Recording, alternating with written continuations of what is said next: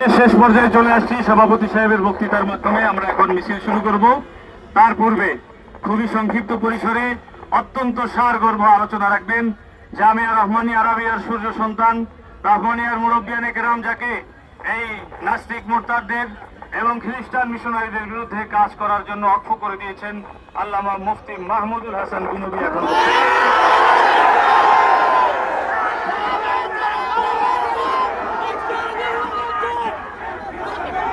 السلام عليكم ورحمة الله وبركاته. حمدا وصلاة وبعد. فأعوذ بالله من الشيطان الرجيم. بسم الله الرحمن الرحيم. أينما ثقفوا أخذوا وقتلوا تقتيلا. قال رسول الله صلى الله عليه وسلم: من سب نبيا فاقتله. صدق الله العظيم وصدق رسوله النبي الكريم. মুআজ্জাজ আসাদেজায়ে কেরাম, সম্মানিত তাওহীদি জনতা, রব্বুল আলামিনের দরবারে লাখো কোটি শুকরিয়া। আজ সারা বিশ্বের মুসলমান জেগে উঠেছে, আলহামদুলিল্লাহ। রাসূল আরবি সাল্লাল্লাহু আলাইহি ওয়াসাল্লামের উপরে আমাদের মা বাবা, জান মাল, আত্মীয় স্বজন সব কিছু কুরবান হোক। আমাদের কলিজার টুকরা, আমাদের মাথার চেয়ে দামি, আমাদের প্রাণের চেয়ে দামি, আমাদের সন্তানের চেয়ে দামি, আমাদের বাপ মায়ের চেয়ে দামি, আমাদের উস্তাদ মাশায়েখের চেয়ে দামি রাসূল আরবিকে জাগালি দিবে তার একমাত্র বিধান ফাকতুলুহু।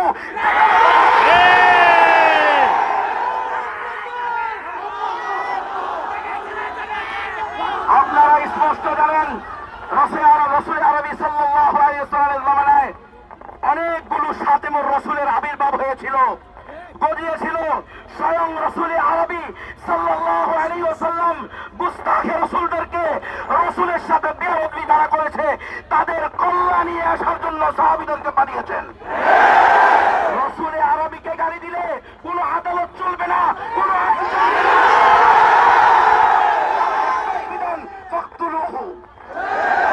তবে আজকে আমাদের এই দেশে নাস্তিকদের বিভিন্ন সময়ে আমরা দেখি বিভিন্ন প্রকার নাস্তিকদের বিভিন্ন সময়ে বিভিন্ন প্রকার নাস্তিকের আবির্ভাব ঘটে।